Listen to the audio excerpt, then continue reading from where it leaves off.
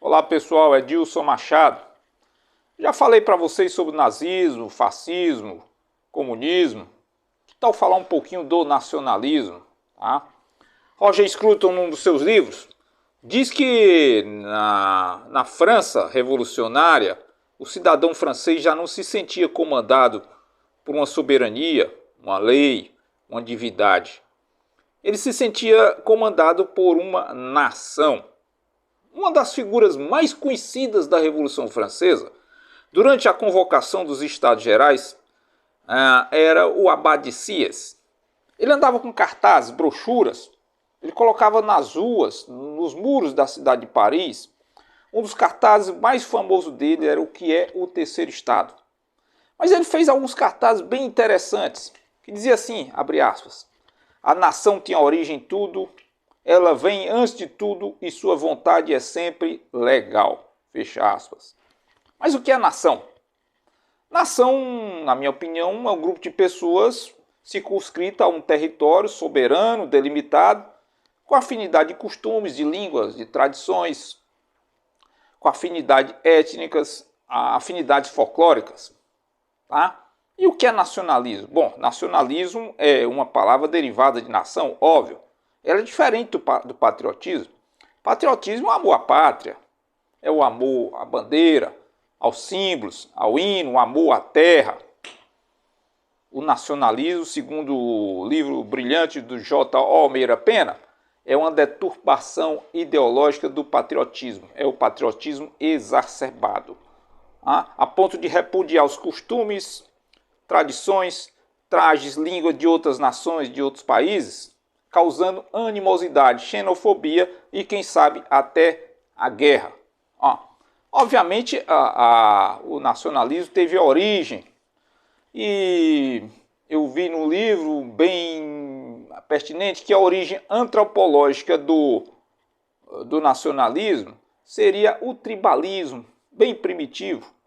Podemos recorrer também a uma das origens bem remotas, a Grécia Antiga, tinha afinidade de costumes, afinidade de deuses, e adorava aquelas narrações da guerra de Homero contra o invasor asiático, né? Fora dela, da Grécia, havia aquele povo que ele detestava e causava constantemente rixa e animosidade, que seriam os bárbaros. Podemos falar das 12 tribos, o povo escolhido, a teocracia. Ora, falamos aí, vamos transferir esse povo escolhido para o século XX, na Alemanha. O povo escolhido, racialmente superior, ariano, sob comando de um Deus de carne e osso, Führer, Adolf Hitler. Né? Mas esse arremedo, vamos dizer assim, de nacionalismo, ele terminou com a queda de Roma. Tá?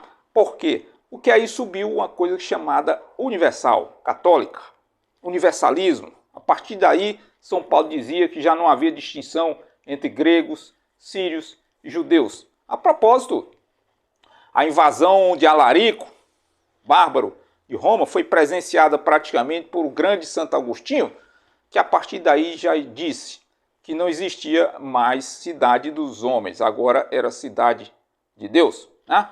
Aí depois começou a Idade Média, e na Idade Média veio a primeira definição de nação. Nação era um grupo de estudantes das primeiras universidades medievais. Sobre isso, Chesterton tem uma definição fantástica, um comentário fantástico, abre aspas.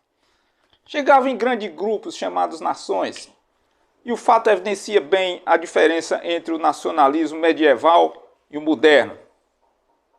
Podia haver alguma diferença entre um estudante espanhol e um flamengo, mas o fato é que todos iriam para a mesma escola aprender a mesma filosofia. E se isso só não prevenisse algum início de uma rixa, tinha tudo a ver com seu término. Grande Chesterton. Bom, na Idade Média tivemos assim também um germe do nacionalismo, que foi a convocação da Santa Joana d'Arc, convocando o povo francês para uma guerra contra os ingleses, a famosa Guerra dos 100 Anos. Né? Obviamente, a partir daí, mais na frente, depois, houve o crescimento do racionalismo, do materialismo e do secularismo. depois da Idade Média, né?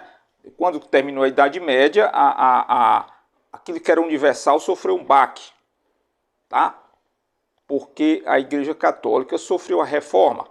O rei depois se tornou ungido, absolutismo, né? E a partir do desenvolvimento do racionalismo, do materialismo, do secularismo, deu origem lá na frente à famosa Revolução Francesa. Ora, se nós temos uma origem, temos um desenvolvimento do materialismo, Deus seria deposto, tá? E alguma coisa teria que ser colocada no lugar de Deus.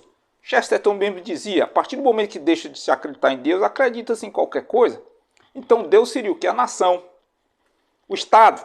Foi assim na Revolução Francesa, né? E aí surgiu hoje a definição moderna de nacionalismo, mas também não surgiu por acaso. Teve ideólogos, sim. E vamos retornar a quem? Eu já falei dele em um vídeo anterior. Ele mesmo, de novo, Jean-Jacques Rousseau. Jean-Jacques Rousseau dizia que a nação era mãe e pai. Mãe porque devia amamentar seus filhos, proteger seus filhos, acalentar seus filhos, e pai porque tinha que submeter seus filhos sob a vontade viril, tá? Forte, tá? E ele detestava cosmopolitismo e detestava internacionalismo. Esses pensamentos de Jean-Jacques Rousseau, de mãe, pai, protetor, talvez tenha origem psicológica dele, porque ele era um homem órfão, tá? E isso aí fez um homem lamuriento. Ele era um homem emocionalmente muito instável, chorava por qualquer coisa, era um homem lamuriento, se fazia de vítima, de desprotegido. Então essas ideias com certeza vieram dessa origem dele. Ele, por exemplo, no esboço da Constituição da Polônia, ele propôs que todo cidadão ele não devia se ater a jogos, a entretenimento, ele devia se ater somente à pátria. E era a favor da invasão, sim, de uma nação a outra, tá? Não foi à toa que foi na Revolução Francesa que pela primeira vez houve a chamada conscrição. Eu já falei em um vídeo anterior, convocação militar obrigatória. A partir daí, as guerras medievais, em comparação com as guerras modernas, eram simples escaramuços, joguinhos de bola de gude. As guerras modernas se tornaram altamente sangrentas, né? As guerras medievais havia uma certa ética. Por exemplo, as populações civis jamais eram atacadas. As guerras podiam durar 40 dias. O rei não tinha esse poder todo. Ele dividia seu poder com os duques, marqueses, barões, né? Isso é outra história. É isso?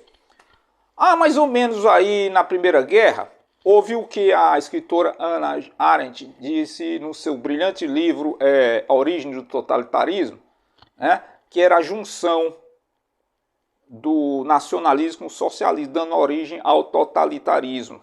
Foi aí, mais ou menos, o que houve na Alemanha nazista, o que houve no fascismo italiano e o que houve também no comunismo da União Soviética, que tinha muitas afinidades com o regime de Hitler.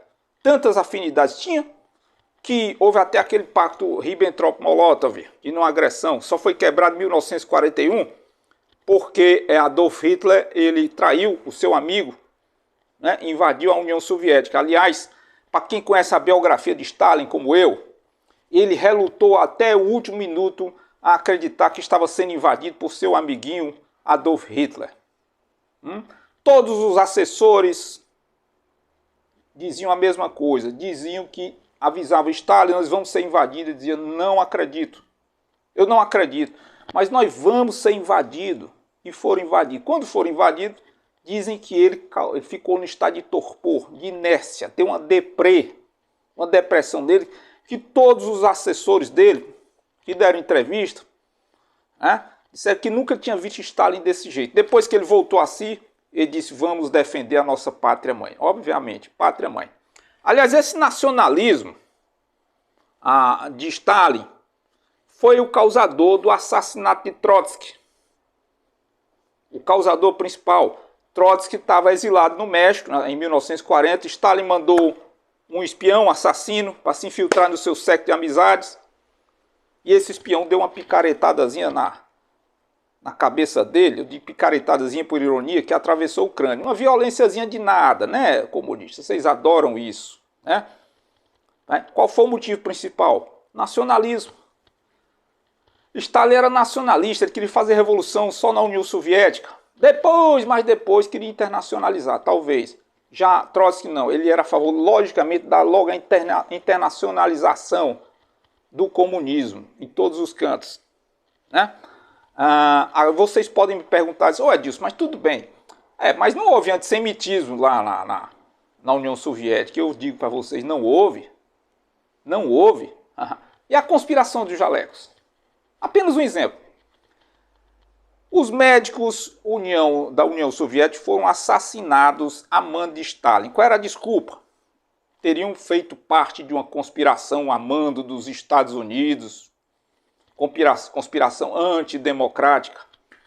É a desculpa, mas a realidade não foi essa. Eles foram assassinados por serem judeus. Stalin detestava, ele odiava judeus. Ele dizia constantemente que não gostava daquele povo sem pátria. Partindo daí, o nacionalismo deslocou-se mais para o Oriente, as guerras orientais de nacionalismo. Aqui no Brasil, nós tivemos um regime nacionalista, Getúlio Vargas. Tivemos aí o fascismo à brasileira, que seriam os integralistas, né, com aquela saudação fascista nazista, com a mão esticada, dizendo Anauê. E depois tivemos aquela famosa briga entre a turma da esquerda, que quer nacionalizar nossas empresas, e os liberais econômicos que gostam de privatizar. Né? Essa briga continua até hoje e um dia vai acabar. Né? Afinal, Deus é brasileiro. Eu acho que eu estou exagerando também, não é? Não é isso? Obrigado a vocês.